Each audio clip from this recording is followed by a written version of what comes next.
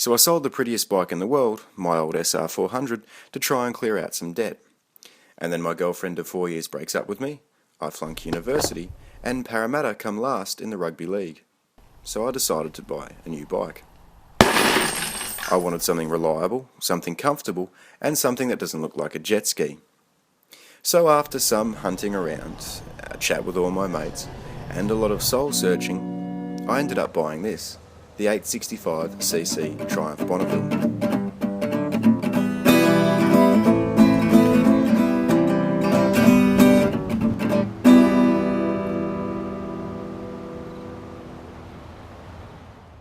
I've wanted a Bonneville since they were first released 12 years ago, and the bike hasn't really changed much in the years since.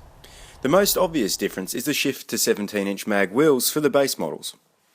The engine, which has such an excellent reputation for reliability, remains pretty much the same since its release. There's been an increase in displacement, a change in cam profile, and it's fuel injected now, but it's still a solid, undistressed unit that should give years of reliable service. The bike is available in 3 colours: meh white, Nana's panties gold, and look at me wrong and I'll scratch black. The model above my A1, the SE, has a few optional extras, but if you decide you want them later, you can fit your own taco, tank badges, and polished side covers. Triumph have sold bucket loads of these things in the last 10 years, alongside the similar Scrambler and Thruxton models. And you'd struggle to hear a bad word about them. The Bonneville has enjoyed universal praise from both the press and its owners, who seem to be enamoured with its reliability, practicality, aesthetics, and lineage. But in the last 9 months and 12,000 odd kilometres, commuting, touring, and weekend riding, I've encountered a few things that I haven't heard from the press or the legions of fawning Triumph devotees. The first thing you won't hear is how bad the stock suspension is. It's the worst of any stock bike I've ever ridden. Oversprung and underdampened, the ride is disturbingly harsh. A less than perfectly sealed country road makes it feel like someone has been kicking you in the kidneys with every bump and undulation travelling straight up your spine and knocking the wind out of you. It really feels about as good as a night out in Sydney. So I added some emulators, springs and oil to the front forks and swapped out the rear shocks for some Öhlins. And now it handles beautifully. Much better than a bike of this type has any right to.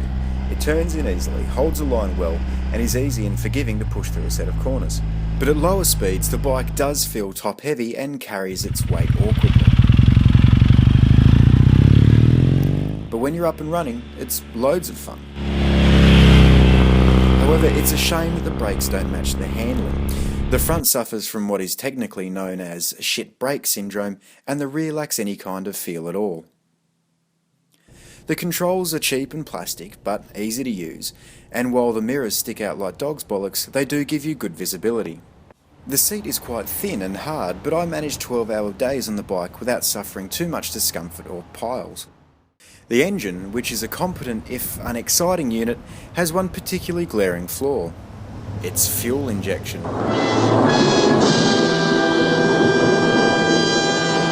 On low throttle openings, the oxygen sensors adjust the fueling, causing the whole bike to surge and dive. This makes riding in stop-start traffic a real pain, and honestly, the bike shouldn't have come from Triumph like this. It can be fixed easily by simply changing the snorkel, air filter, secondary air injection system, airbox baffle, removing the oxygen sensors and uploading a new map. But you'll be sacrificing your warranty if you've got the temerity to want a bike that is pleasant to ride at low speeds. When finally sorted, the engine pulls strongly right through the rev range and delivers its power in a very predictable, linear way.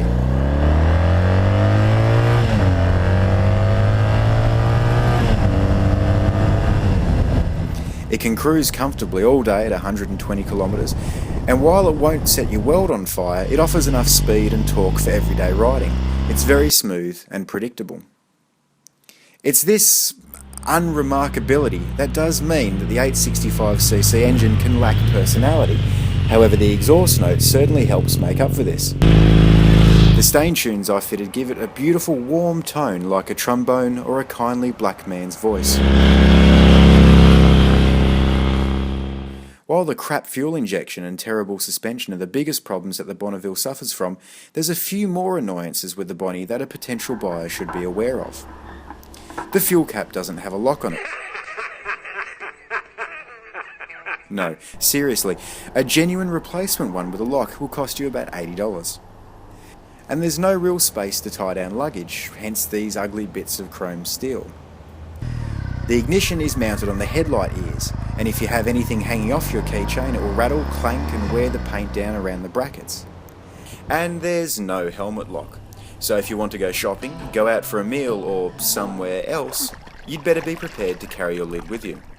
And there's other things, having to remove the exhaust to change a tyre, a lack of room to undo the oil filter, no storage space, a sight glass to check the oil when it doesn't even come with a centre stand, a mix of Torx, Allen and Phillips head bolts are out, a separate key required for the steering lock and a stupid method of seat removal. And, well, it all gets a bit irritating.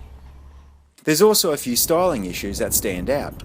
The dashboard is unnecessarily large, ugly and plastic, and it looks like Triumph decided to make their rectifier a feature of the bike rather than shift it out of the way.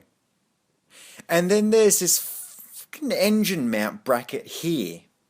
It sits in the middle of the fucking bike and it's a stamped bit of Parkerized steel. And it's fucking green. The whole bike is black or chrome and they stick a green pissy bit of stamped metal in the middle above a cast black engine head and metal tubing. And now every time I look at the bike side on, I see this fucking bracket.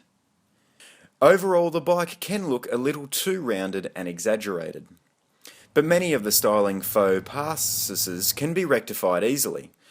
And this is where the Triumph comes into its own. There's been so many sold in the last few years that there are countless aftermarket suppliers offering parts to improve the bike. And if the Bonnie does give you any trouble, there's a huge network of experienced owners online that'll be glad to help you answer any questions. And these same people will probably be able to counter my criticisms of the bike by pointing out a few good features it has hidden away.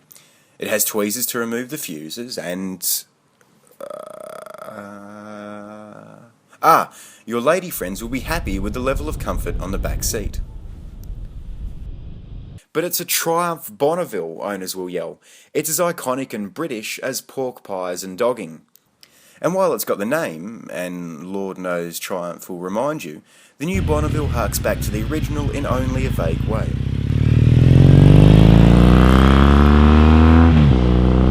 It's the same basic engine and concept, but it's certainly not the fire-breathing icon of rebellion it once was, and it's now made in Thailand, not Britain. So when you cast all the bullshit claims to lineage it has aside, all the rubbish about Steve McQueen and mods and rockers and authentic British heritage, how does it stand up? Once sorted, the Bonneville does stand easily on its own merits. For me, it has been dead reliable, comfortable enough, and I find its looks a lot less offensive than most bikes on the market. It's just not a motorcycle that encourages superlatives. But while this can be taken as a criticism of the bike, it's also its greatest strength. It does everything pretty well and without too much fuss. It's a great bike for a returning rider or someone who is just after a forgiving, neutral sort of bike to putt around on. With its low seat height, it especially suits shorter riders or taller Asians who might have trouble flat-footing on something other than a cruiser. Compared to its competitors, it'd be more reliable than the Ducati, better supported than the Moto Guzzi, and it just won't be a Harley. Its biggest competition, for the wire wheel Bonnie at least, is the W800, which is an unquestionably better bike if you're after something a little bit more traditional. But like Sarcasm, Salad and Cars That Handle, it's not really available in North America. The Bonneville is an honest, straightforward sort of bike that is more UJM than anything as passion-inducing or as fickle as its older namesake. It's proved easy to own and easy to ride. As long as you're aware of the few problems it suffers from, it'll give you years of hassle-free, easy motorcycling, and if you're thinking about a new bike, it's certainly well worth a look.